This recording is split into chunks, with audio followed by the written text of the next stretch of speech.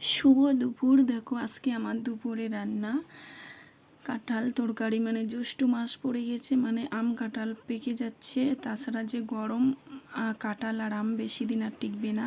তার জন্য ভাবছি বলে গরম তো পড়ে গেছে, কাঁঠাল পাকছে, রান্না করি। কাঁচা গাছে দেখছি একটা কাঁচা ছিল, ওটা আমি রান্না করলাম।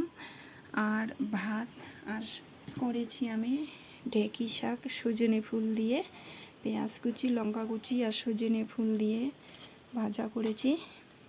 আর ভাত এক থালা, সাথে পেঁয়াজ। দুপুরটা এইভাবেই খাবো। তো তোমরা কারা কারা ঢেঁকি শাক সজনে ফুল দিয়ে খেয়েছো? আর এটা খেলে খুবই উপকারিতা। সজনে ফুল খেলে জন্ডিস মানে সেরে যায়, হয় না।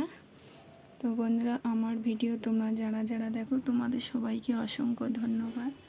আর আমার ভিডিও যদি তোমাদের ভালো লাগে তাহলে আমার চ্যানেলটাকে অবশ্যই লাইক, কমেন্ট, শেয়ার আর ফলো করে দেবে। ধন্যবাদ।